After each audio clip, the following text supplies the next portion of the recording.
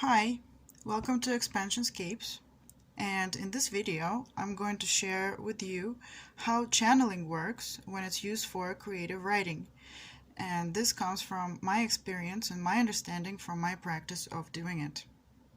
The reason you see a piece of paper in front of you is because I'm going to be drawing like a system of how I see the whole thing working. So why would you want to use channeling in your creative writing? Well, from my experience, there are a bunch of benefits. For example, you can beat your writer's block if you have any, and it helps beat procrastination, and it makes you feel that you're not alone in your writing project, which for me, writing seems to be a pretty lonely thing. You're sitting there alone with a piece of paper, and I don't like to feel like that, so it's like you get to have a partner who understands you completely, who understands your style, understands your desires, understands your thoughts. And this writing partner is kind of like the perfect writing partner to have, because you're never going to argue. You're just going to work together on something that both of you have the same, you're kind of like on the same page.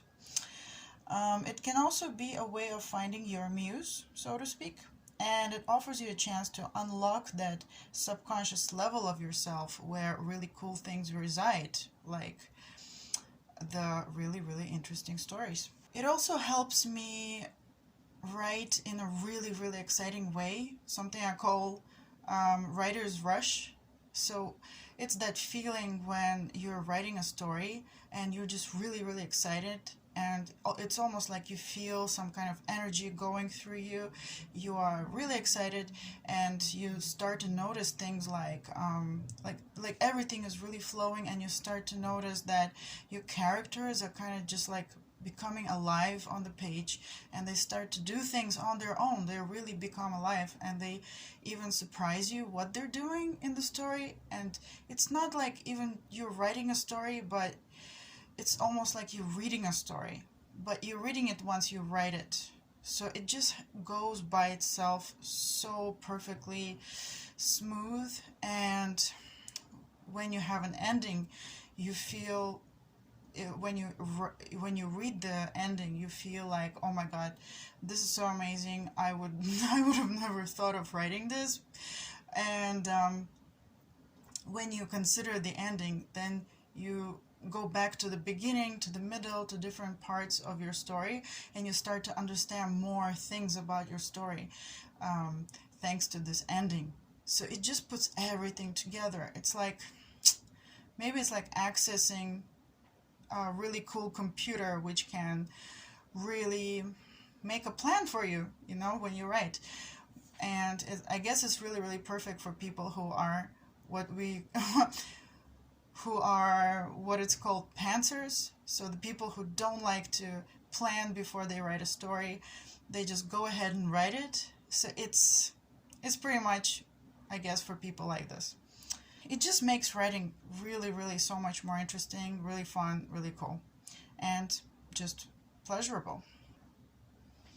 So how do I know about channeling for creative writing? Well, at first, I didn't even know I was channeling or partly channeling, and then I became more aware of it, and then I learned how to do it, to develop my skills. I practiced, and then I came up with this collection of short stories and poems, which is called Tales of the Spirit and the Divine, and the link for it, if you're interested, is in the description box below. And I just want to say that this is not an instruction video on how to channel.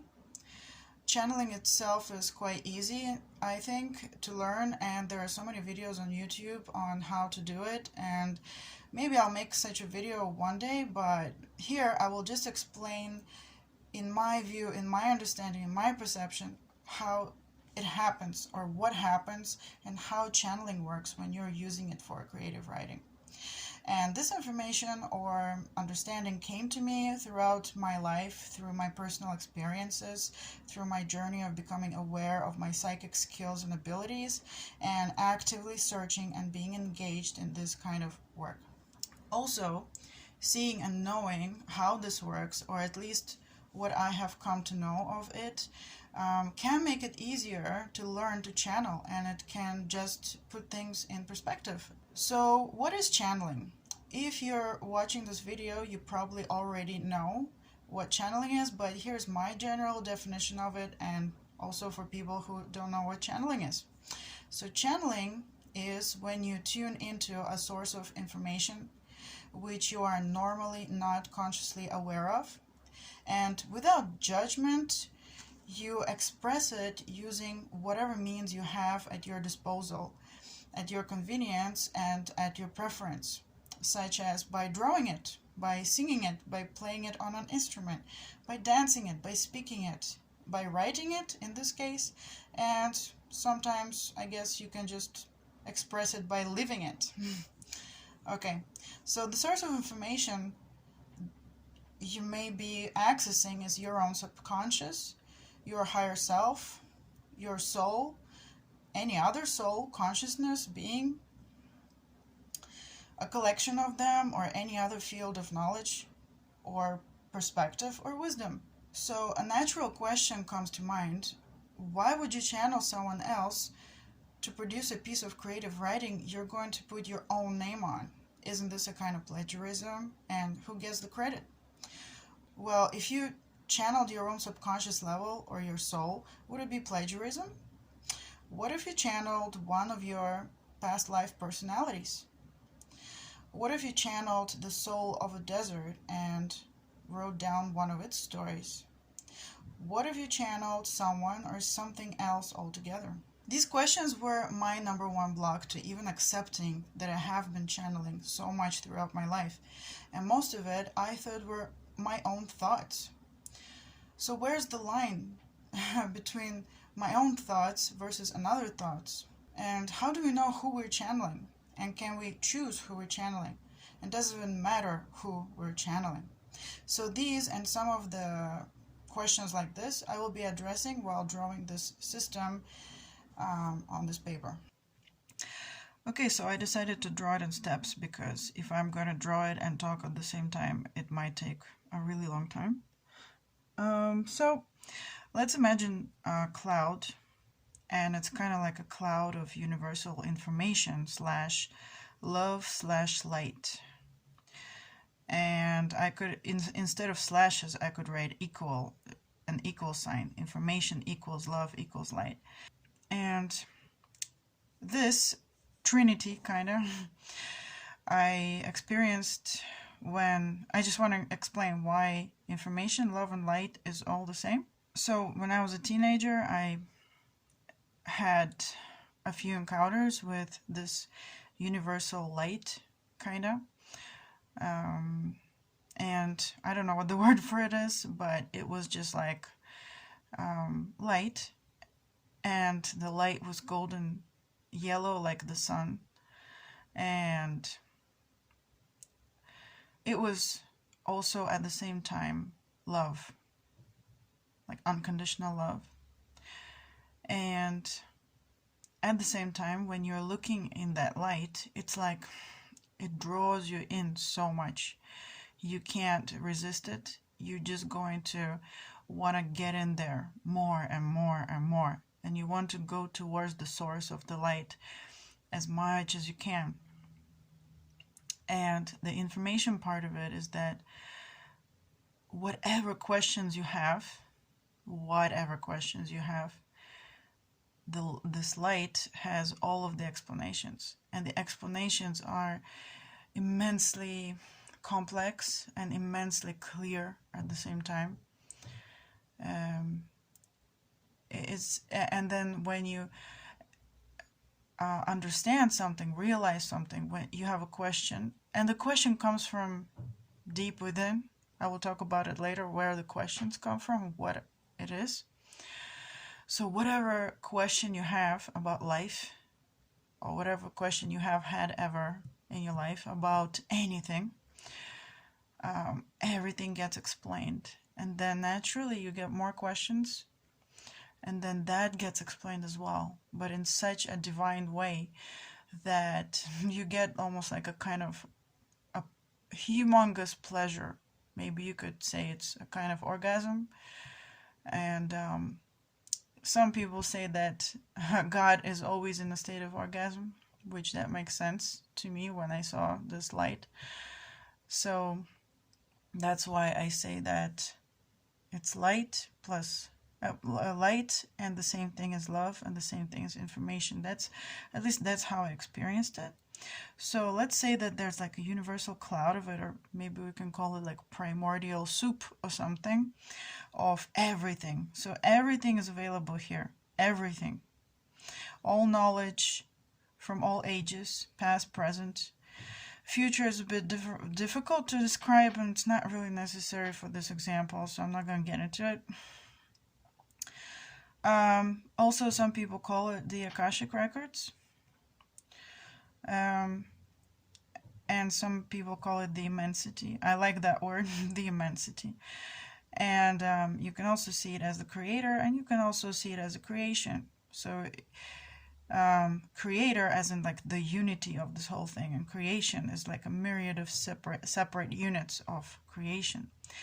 And I like how in Hinduism actually they compare God or creator or the immensity or everything. It's like they say you can't really talk to the immensity as a whole, at least not from our separate unit perspective, separate consciousness perspective. So we can't comprehend the immensity as a whole. We can't communicate with the immensity as a whole, as they say. And they make it, and they have this cool example where they say, well, the immensity, or God, or everything, is kind of like family, you know. But family is made up of many personalities, many people.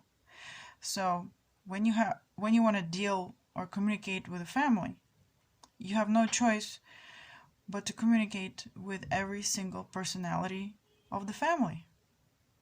Or maybe you can get them all together and you can communicate with all of them. But all of them are going to have their faces, all of them are going to have their perspectives, all of them are going to have their desires, all of them are going to have their agendas, their personalities, their everything.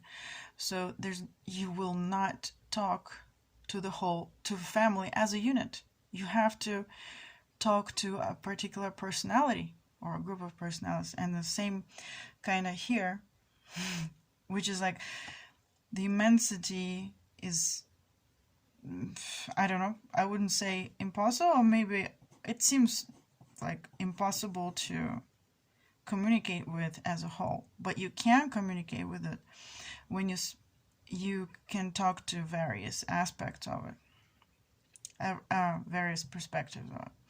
So, okay, there's this whole cloud of everything, and that's you sitting there wanting to write something. And I drew it as a black dot because in this picture the black dot represents you, and it represents a desire. It represents a void. A void means such darkness, it needs something. It's like a vessel. You can say it's a vessel, empty vessel, and it wants something. So it wants the light. If this is the light, right? This is, you can say it's one unit of creation. It's you, and you have a particular set of desires. For example, you want to write a story. So, for example, you want to write a story. And why does anybody ever want to write a story? Well, in my perspective, and I've read about other writers, that's like a general kind of thing, it's because we have a question. Usually the question is, what if? Well, what if this happened? What if the world was like this? And what if somebody there had this problem, and how would they deal with it? Or any kind of what if question. So a story is kind of like an answer to a question. And a story is kind of like the experience that is answering a need, a kind of question, a desire for experience. So we can call this dot as, I'm going to write a list here. Okay, so I wrote this kind of short list to describe this point. And this kind of perspective is not uniquely mine. I personally studied kind of something like this from Kabbalah. But when you study from from Kabbalah, from anywhere, in my experience, it really depends on the teacher and how they interpret the teaching and where they get their information to. So it's one thing to study from a book or from a teacher, but for me, there comes a time when you actually start to experience it. So for me, why I'm drawing it in this particular way is because for me, at the moment, I'm like convinced that this is how it is, at least for me, and it's my current truth. And I'll tell you the story how I got this particular knowledge. So one day I'm doing this shamanic healing for someone, and I'm trying to so just to make it clear, I have psychic abilities. You can call it third eye vision, you can call it clear vision, clear senses. So using those senses, that's how I know this. At least, like, I'm not saying this is the truth of all truths, but this is how I see it. This is how I experienced it. And there's nothing wrong with, like, I feel that the cool thing about this whole practice is that the truth is only the truth right now, and it's your truth. And if tomorrow I'll see something else, you know what? I'll change my mind. So, this truth is cool right now while it gives me a certain kind of pleasure, fulfillment, fun, joy in life. But if I'm going to see something else, likely it's not going to be extremely different from what I saw. Likely it's just going to expand or give new perspectives on the thing that I already saw. So where did I see this thing? And by the way, I wrote here, so this, I feel it's your heart area. This dot, it's a kind of void, it's you, it's what describes who you are, at least at this moment. It's your unique combination of desires, inquiries, questions, curiosities. And I feel like, I feel like our DNA is actually a record of the unique combination of desires for experiences, desires to get certain, I don't want to say answers to questions, because these words are so limited. That's why I always have something with a slash, because it's not just one thing. But the words are like this, words are limited.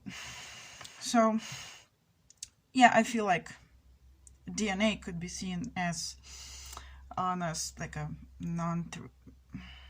some level, it can be seen as a very, very detailed record of your unique desire / questions. And of course, of this exact moment, this exact you can say this is your perspective. Maybe in these circumstances, yeah. So how did I get this vision? I was doing this shamanic healing for somebody, and I wanted to get deeper into like when they created the experience that they were experiencing and for what purpose. So I kept asking that question because I like to go really deep. So I kept asking, when did this person create this experience, or when did they attract this experience? I wanted to find kind of like, where's the origin point? So I was taken some places, and then finally I was taken to, okay, that's my cat. Finally I was taken to this kind of soup. I felt like a primordial kind of gaseous soup of stuff.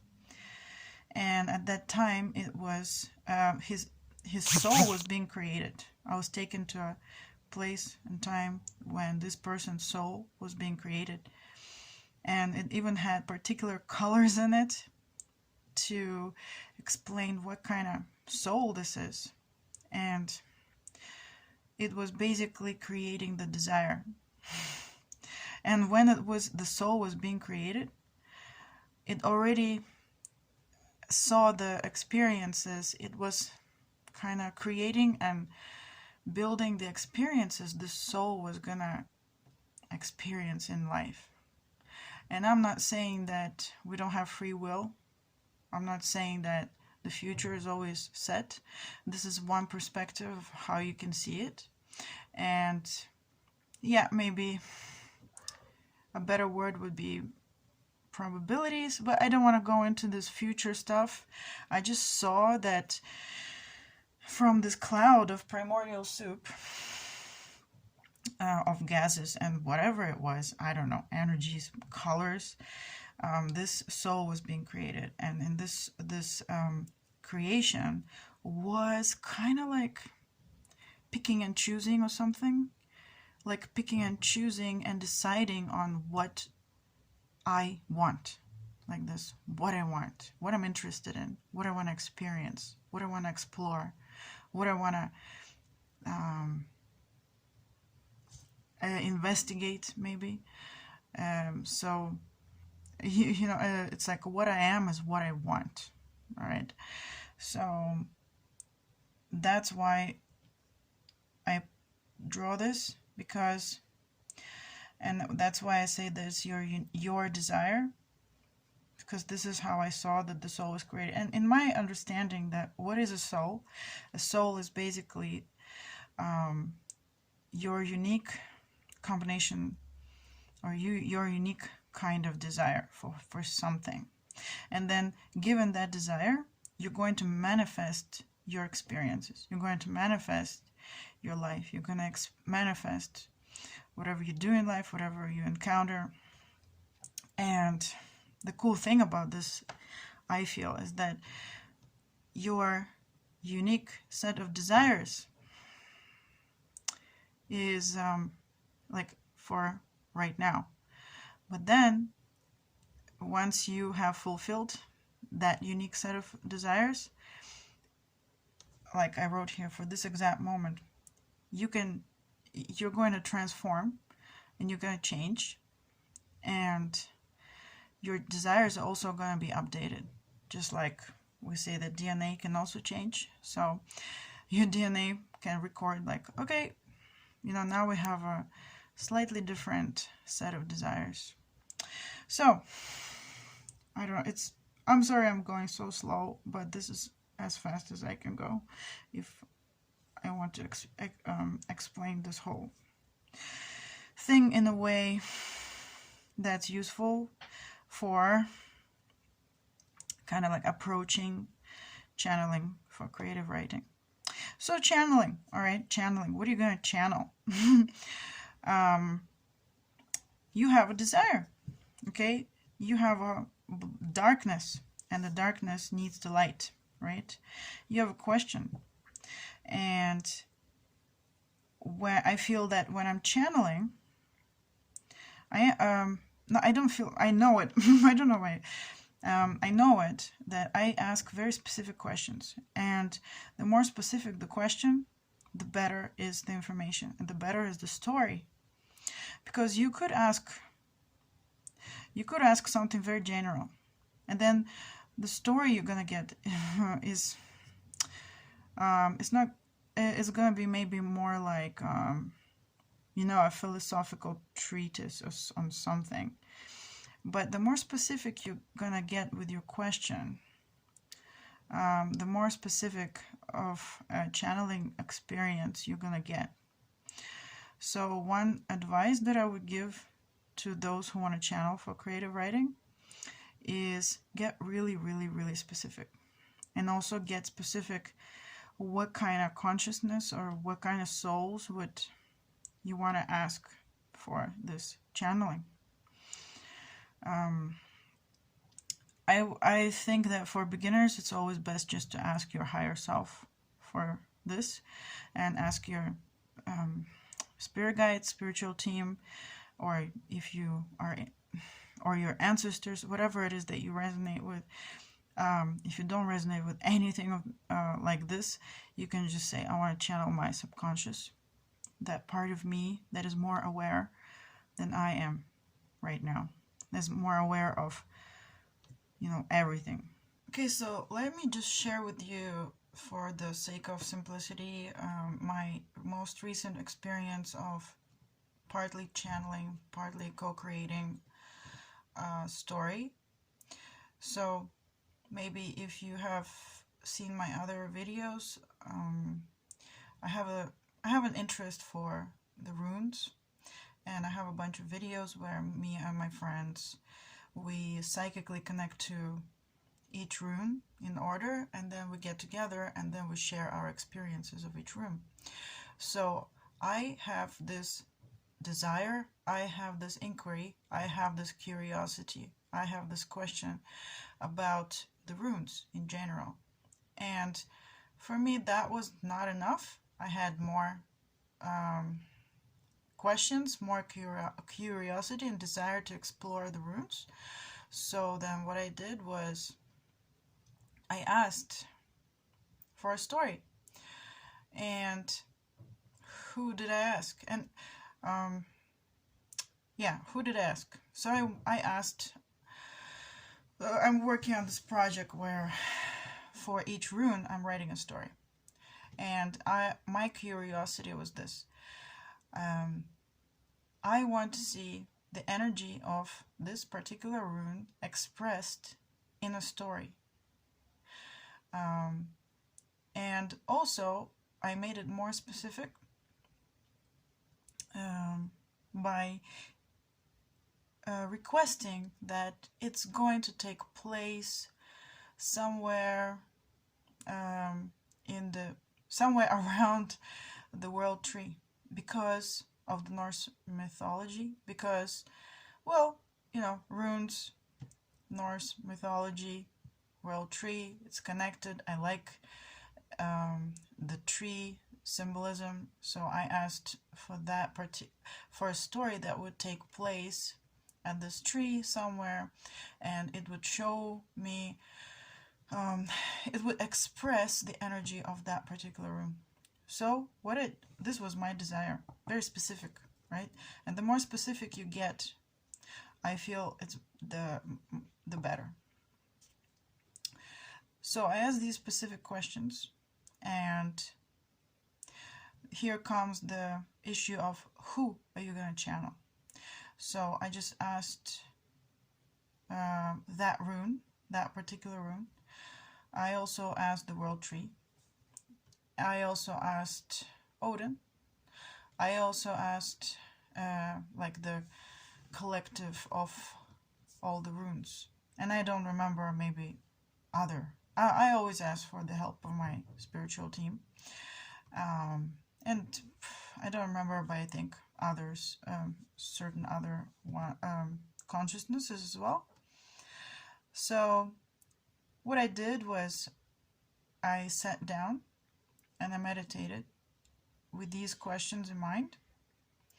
And what I got was a vision of a story. And so I basically saw the beginning of the story, and in the story there was a frost giant. He was in Jotunheim and he was doing something, and I just got it's like a general gist of the story. So I didn't get the beginning, middle, and end. I just got, I guess you could say I got the beginning.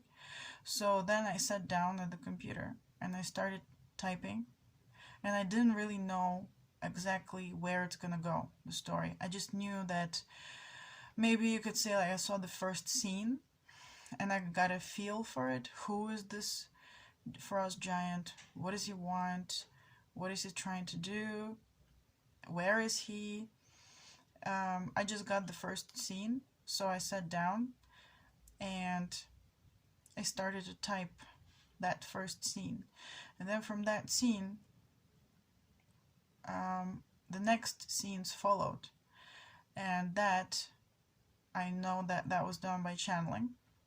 But not only sometimes I wouldn't even know the next word that I would write, or the next sentence. And many times when you're channeling and you start to mentalize, you start to kind of go off on a tangent. And then I feel like if you start mentalizing, you start analyzing, you start judging, you're gonna be the only one creating the story, and you're basically not cooperating with all of the other consciousnesses that are there helping you. If you are mentalizing, you are judging, you are analyzing. Sometimes I do that, and then I start to keep writing something, and I feel like it's really hard and it doesn't feel good, and I get into a kind of dead end situation, and I don't know how to get out of it. And then I realized that no, go back to when I was feeling in the flow. So when I go back to feeling in the flow, I feel that those consciousnesses are working together with me. So we are co-creating the story, co-creating, creating together. We're doing group work.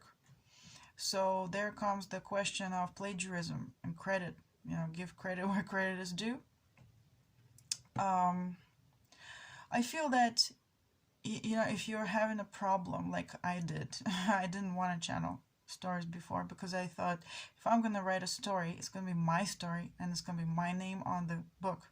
So I don't want to channel anything or anybody. But, well, with time, always start with your subconscious. Like if you're gonna channel your own subconscious, would you really mind this?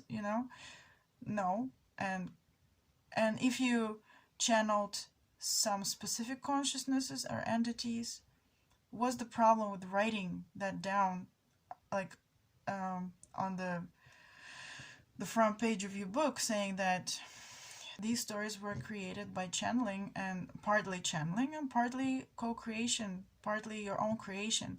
Where is your creation here? You might say, well, you didn't even know what the next word will be, so how can you say that you were the one creating it, Well, I am the one asking. I have the specific desire.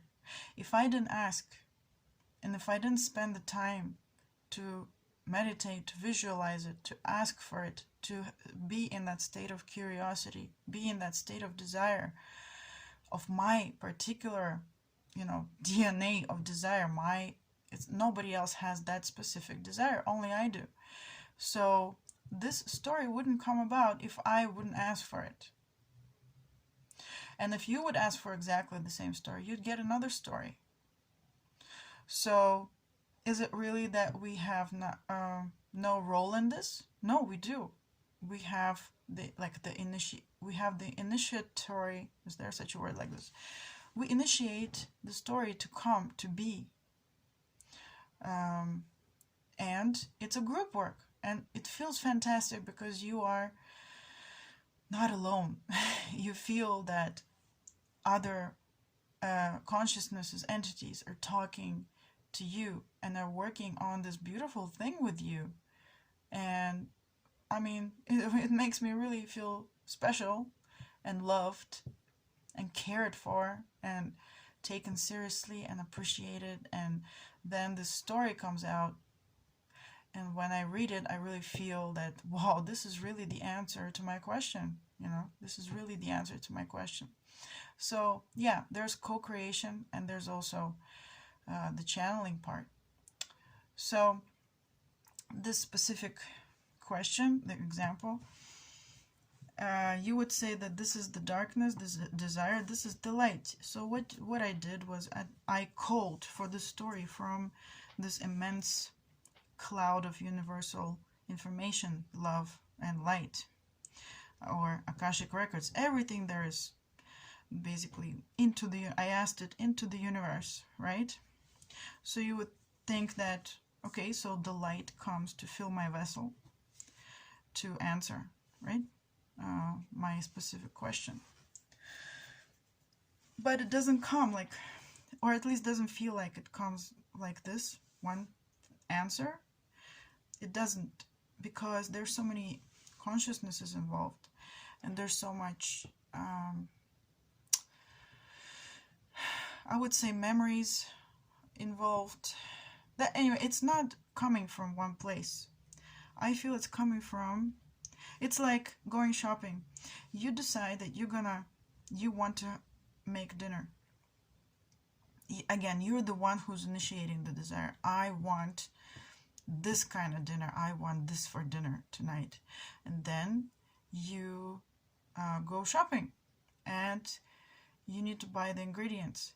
And when you go to the supermarket, you're not buying everything, like you're not buying the dinner ready-made, right? You're going maybe there to that aisle, maybe you're gonna get the vegetables from here, you're gonna get your meat from here, you're gonna get your, I don't know, something else from here. You're gonna get you're gonna go get a bunch of things here like this, make it pretty. Okay, so this is your group work.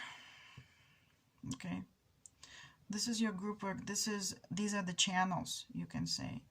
And another thing I'd like to say about the word channeling is that it's kind of this process of making your inquiry very specific makes channeling possible, I guess, facilitates the process of channeling, because imagine, okay, you have your psychic abilities, and maybe even if you don't, and if you've ever written a story and been in this kind of ecstasy when you write a story, you're like in the flow, and then you don't even know how this happened, you're amazed at your story, chances are you've been channeling. Maybe your subconscious, maybe something else. It doesn't really matter what exactly. You don't need to go digging deep. What did I channel exactly? As long as it answers to your question, so that thing that you channeled was the right thing for you to channel. There's this. I guess some people would ask a question: what if I'm channeling an evil spirit? Well, you'll feel uncomfortable, and you'll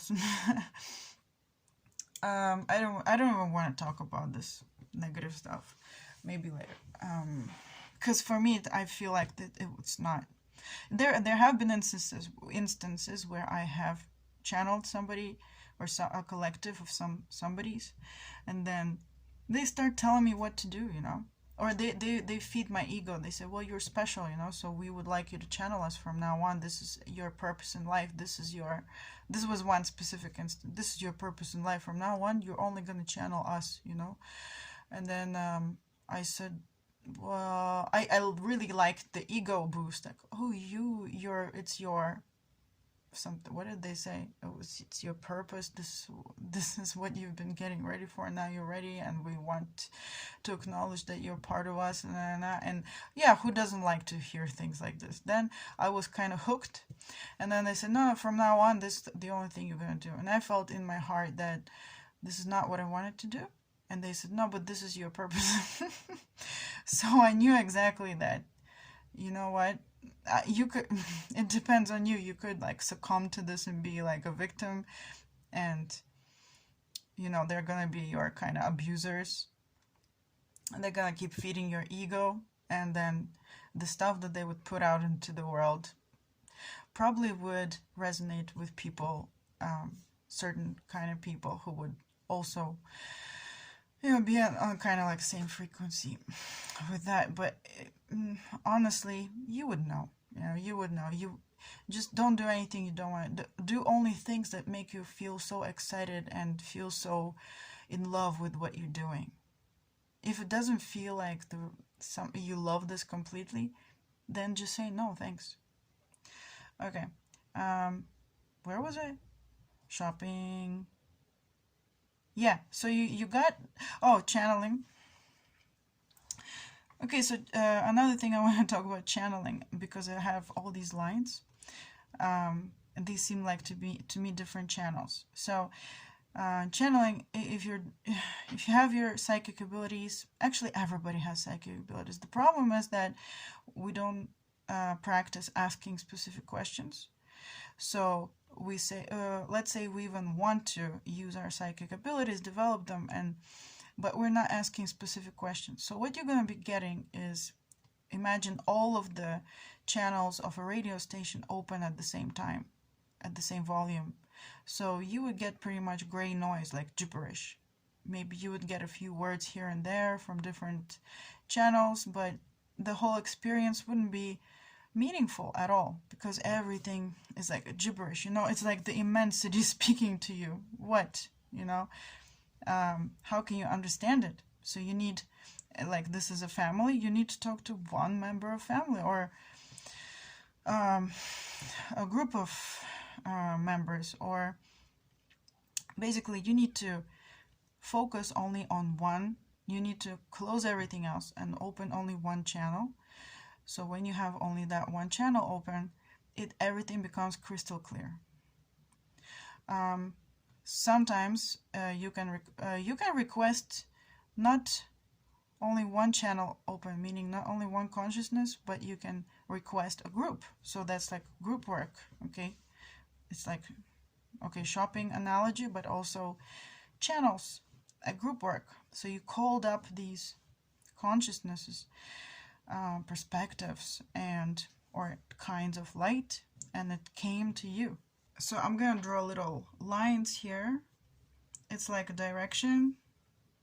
So you asked, you got it, right? You asked, you got it. It's coming. But things don't really work like this, actually. I'm gonna draw other arrows going this way, because it's like blood. It reminds me of vessels or something. Wait. Well, not exactly, but so I'm gonna draw these arrows going up and down. So the arrows that are going up is your call, is your request, is your curiosity, is your void, your darkness, so to speak. And I don't mean darkness in any kind of evil way, okay? It's just two opposites. This is light, this is darkness, which is for the purpose of contrast, right? I'm sure you have heard of a saying that we wouldn't know what is light if we never had darkness. So only in a contrast, in duality, do we become aware of something. And if we don't have cold, we won't feel the heat, right? If we won't feel, if we don't know, we don't have silence, we won't hear any music or something. So that's your desire. You are calling. You are being yourself. We are always calling. This is not one thing that, I sit down, I'm going to channel, I'm going to start this, I'm going to initiate this process. We are always doing this just by being ourselves, because we are these desires, right, that have been created as a soul. When you are created, your soul is created. That's your desire. And you are always asking, you're always attracting, because that's just who you are. You are attracting the thing that you want. your purpose in life, you can say, your purpose as a soul. So you're always asking for something, you're always attracting something, whether you do it consciously or not consciously. And the cool thing is doing it consciously. Okay, it's like awakening. I feel awakening means you're conscious of this process at all times, not only when you're writing. So you are attracting things, and this light and information comes, and manifestation comes, and then you have your life. You have your body, you have where you live, you have your friends, your family, you have your karma, you have all physical things, you have your problems, you have your solutions, you have your love, you have your heartbreak. All of that, everybody has a unique life because everybody has different desires. And can we change our desires? Yes, I feel of course we can change. And that is a completely different, no, not completely different, but I'm going off on a tangent. So okay, you called up all this channeled stuff, and it's here. Or you did let's do the shopping analogy. You did the shopping, now you're home, you're making dinner, right? And you invite a bunch of friends, people, another cloud, okay? And they are, you can say that they're also little dots of desire, curiosities, but they are all unique desire, curiosities, questions. You call up your friends, you process this information, and you created the dinner. You serve them the dinner. That was supposed to be a straight line. You gave them dinner. Or in our story here, it's a story, right? You wrote a story. This is the text, right? Dinner/story. I'm gonna write story here, okay? So I'm just gonna label the what's going there is your desire, call, you call for something, and what's going there is the answer. Yeah, very easy. Question, answer. You get this place of the creation. You're actually a creator now because you created dinner. Dinner is something very unique, okay? You are also a creator at this point. The dinner is unique because only your set of desires is going to create that story, right? So the dinner is unique because you used all of that, the group work, created something new. And I also added prism of light. I can't explain in detail, but I feel like this word really describes what's happening here. You're getting light, and then you are putting it out in your way. You're creating something. Prism of light, you are changing light. I don't know, I can't make a good physics analogy, but the thing is, when you invite people over for dinner, you're not only gonna give them dinner, right? You're gonna give them, for example, this one, and there's a dot, and you're going like, but you're not going one thing to one dot. Anyway, you're not only gonna give them dinner, you're also gonna give them some kind of atmosphere,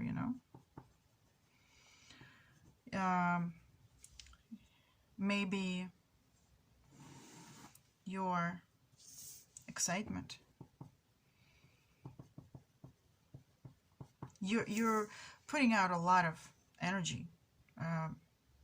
It's not just one thing. It's your excitement,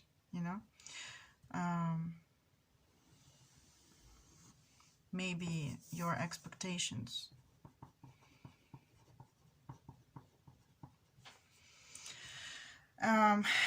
So you didn't only write a story, you have, you're expressing yourself.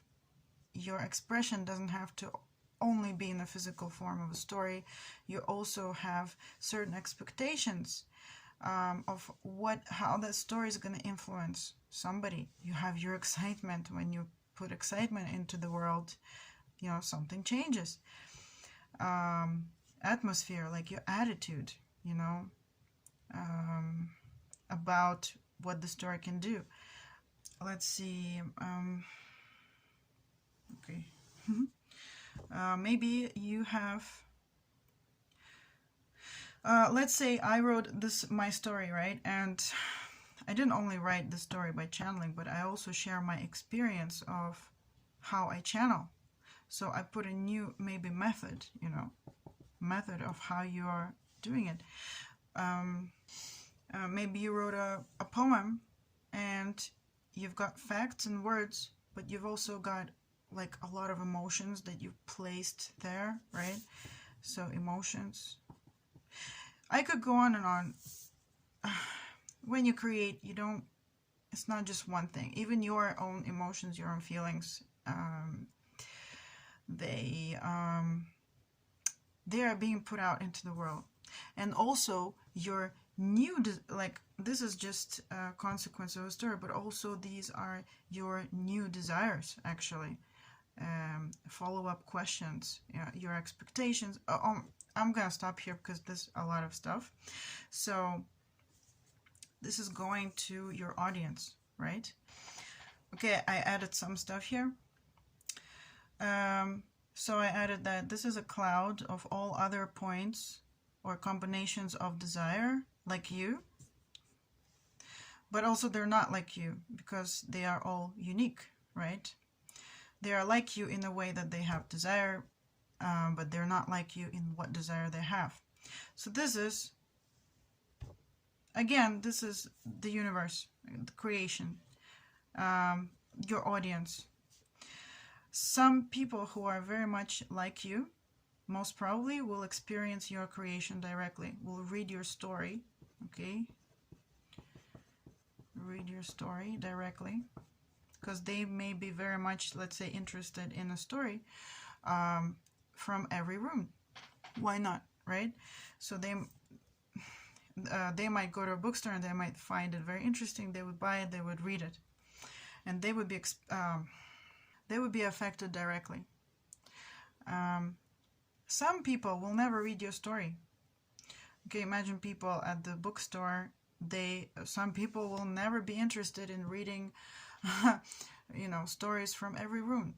Really, and there's nothing wrong with that. Just people are very different. Some of them will never ever read your story. Somebody will never eat your dinner, right? And that doesn't mean that they were not affected by it. So let's say these people who are kind of similar, they have similar interests to yours, at least in this respect, and they read your book, they read your story, and they were transformed by it. They had some realizations because their desire was met. Now you're a kind of channel to them, right? Oh, I forgot to draw the arrows. So these are going down because that's your creation, right? That's your self-expression. So the arrows that go down is your self-expression of your true self, of your authentic self, because it can't be in any other way, because these are the desires that have attracted this and have created this. Can't be, even if you have reasons to think that it's not your authentic self. The original desire for those kind of blocks is also in there, in the original program of your soul, kind of.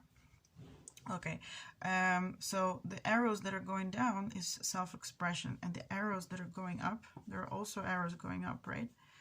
The arrows going up is the hunger of your guests, right? Is the hunger of people who want to read books. Hunger, I will write hunger. I will write desire again. So it's kind of like this thing repeated here, because they have a desire. and for your dinner, for your book, for your story, maybe for a story of how you wrote it, you know, maybe a story how you came across this idea, or maybe a story of all these things, right? All these possible things of how you expressed yourself. And so this is their hunger, this is their desire. And you were the one to feed it in this case. So let's say people similar to you read your book and they were transformed in a very direct way.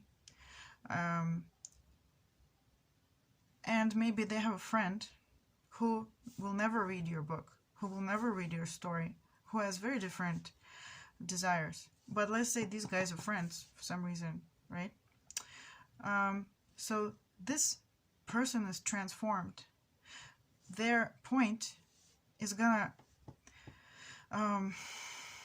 be transformed, and their desire, their combination of desires is now going to be slightly different. So they will be transformed. They will act differently, slightly, right? You may think, oh, almost, come on, like you're talking peanuts here. But I really feel that this is how, it's not actually, on an energetic level, it's not peanuts. So I'm just gonna continue talking about it because it's not, you know, there's gonna be not only readers affected by you, there's gonna be, you know, there's a lot of people involved in the story being read, maybe your agent, or, you know, maybe exchange of money. So the bank is gonna be affected. One of these is the bank, right? One of these is the bookstore. And some people who will never read your story will nevertheless be, it doesn't mean they're never going to be transformed by your story, because the people who have read your story are going to, not, you know, it's not like they're going to share your story with them, but they're going to be slightly different people, and they are going to change this collective consciousness. It's the collective consciousness. So let's say this, if you're thinking this is peanuts, okay, this for example, this one thing that came here and this one person was transformed. Now if we're going to go along with the analogy that, you know, the whole thing is in one way united, is one thing, like a family, right? And so it's like it's unity at the same time as separateness. So even if one cell of your organism, let's say, changes, there is an inevitable change to the whole thing. Even if one family member changes, right, the unit of family will be changed. Will be changed drastically, completely different? No, it's gonna be small, but it is. It is in such a way that is significant. You are significant. Your creations are significant. So the person who, let's say, read your story and was very much transformed by it, or maybe they read about your method and are like, whoa, I want to do this too, right? I want to try it too. So let's say somebody is really, really transformed. So they're going to have new desires. There will be a birth of new desires, and there's also going to be new action, and there's going to be new memories. So that's going to form new memories, experiences that are going to form the Akashic records. It's like, you know, feeding into the Akashic records.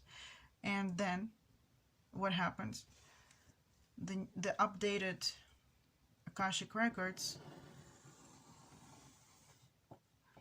the Akashic records are going to be updated. Update of Akashic records.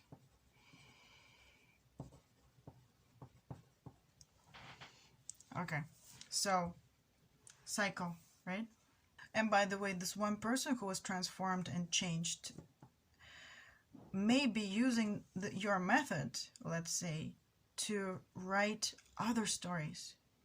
and then inspire other people to write other stories or do other things, or paint, or sing or dance, using your channeling kind of technique, or channeling attitude, or channeling, being open to this kind of process. So maybe many people will start, not like gazillions or something, but some people will start to make their own creations, based on what you did. You are going to affect people somehow, and some of them will use it, might use it for evil ways, and some people might use it for good ways. It doesn't matter. Everybody has their own desires, and according to their own desires, their own DNA, to their own unique combination of desires, they're going to take that, your creation, they're going to transform it to something else. And I'm just really being called right now to draw this. Let's see if you can see it. So there's a process of the cycle, okay?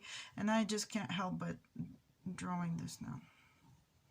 It's a spiral, okay? So the spiral is easier to explain with the dinner analogy.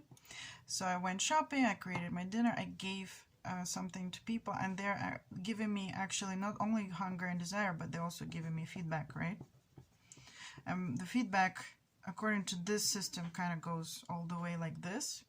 It doesn't really matter. This is a picture, it's a symbol. So you could say, okay, feedback comes this way, I don't know. But there's like a blender.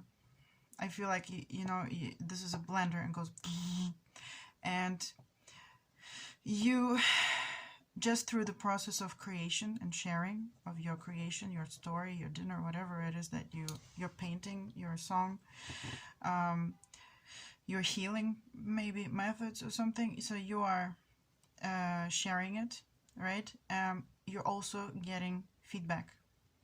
Maybe some direct feedback, maybe some not direct, maybe from collective consciousness, doesn't matter. You're getting feedback, and in the process of creation and in the process of getting feedback, you have been transformed. You are now not the same you as you were before you did this process. You are now transformed. It's a mixture, it's blended, right? And now I feel like this is the time when your DNA can be slightly transformed, if you resonate with this kind of stuff. If not, forget about it. Your desires are gonna be transformed. It's a birth of new thing. It's a rebirth. The symbol of spiral is like the karmic cycle, what do you call it, lives, past lives, future lives, whatever. You are transformed. How? Let's say, okay, feedback. Somebody said, oh, look at that, I like your dinner, and it reminds me of this Moroccan dish that I tried yesterday, and they're going to tell you something about it. Oh, if you add some cinnamon, it's going to change the taste. No. Then you're going to be like, oh, I want this now, I want to do this now. So your desires have changed. Or maybe, for me right now, maybe somebody's gonna comment on my video, on my YouTube video, and they're gonna say, you know what, I also use channeling. I use channeling to create sculptures. I use channeling to create this, and this is how I do it for creative writing. Okay, maybe for creative writing, maybe not for creative writing. This is how I do it, or these are my questions, or I wonder how this works. And maybe I never had that question before in my life, but they're gonna write it. One of you are gonna listen, and you're gonna write, well, what about this? You're going to ask a question, and maybe I never had that question in my combination of desires, and then you're going to give me a new desire, because this is your feedback to my video, and you are going to create a change in me, a transformation, right? The whirlpool of transformation. And I am going to be a slightly different person. I will be reborn as somebody else. And then I will have new desires, and this process starts all over again. I will have new desires, and I will be like, hey guys, I want to channel this new thing now.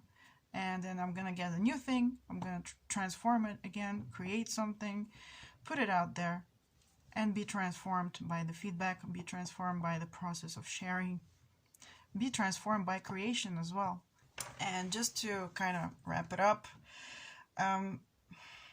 well, I think you can see that it looks like a tree, right? Let's say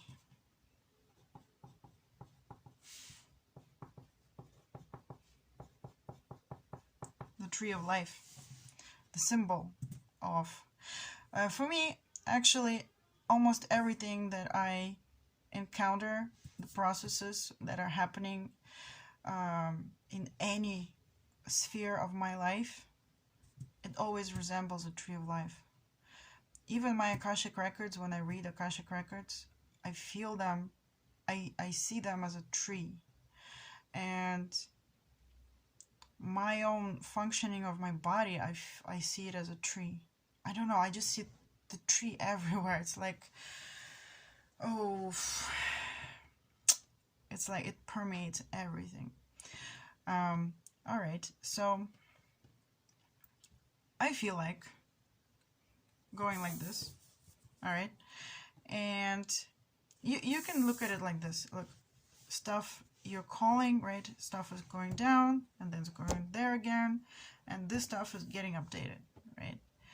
I feel like you could also draw like the whole cloud is just one thing, basically, and you're there, the void, okay? You're always the center of your universe. This is the universe, and the updating and everything happens simultaneously. I mean, this is just a symbol to understand one aspect of it, but I feel like you could also just draw a giant cloud, you know, of the universe, the creator, discovering, reflecting on itself, something like this, through this point, from this perspective. And then every other point over there has its own perspective, right? Its own set of desires, every soul. And but for that point, for every one of these points, they're the center. It seems like to me they're the center of the cloud, of the whole thing, of the universe. Anyway, so what if I turn it upside down? So now, just for fun, these are the roots, right? These are the memories. This is the soil, Akashic records, the soil of stuff that has been gone before, and that has already happened. These are the Akashic records. And you are using what already transpired in the universe, what memories these consciousnesses have, these souls have, maybe if you resonate with this, deities have. All of the characters, you know, who have ever played anything, it's all recorded here. It's in the soil. It's been recycled. It's been rotten. It's been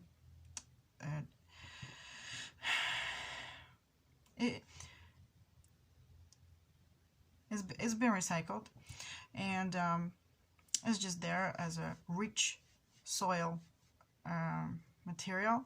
Then you have your roots, and it's your, let's say it's your roots. Up the roots, according to your desire, up the roots, certain memories go, certain information goes. Over here is the heart. I'd like to even draw this spiral as a long spiral, because that's your DNA, kind of. Anyway, so you called it up from the tree, right? Or you can say this is the river of memory. All right, this is the river of memory. This is the well of memory at the bottom of the world tree, the memory of things that have already transpired. All right, so then you create something new, right? And this is how you express yourself, right? The green leaves. This is how you express yourself in all the ways you express yourself. This is new, right? Because it went through this, your unique desire, which was not satisfied before, but now it's satisfied. So these are your new expressions, some new creation. Then fall comes and your leaves fall down, right? They fall down back to the earth or back to the river of memory. It's like they're update of Akashic records, right? Whatever you have created now permeates reality, permeates the creation, and gets amalgamated. It goes, as leaves, it falls down here, then they become rotten, then they become integrated into this original thing again, which you're going to tap into once again, but now with new desire.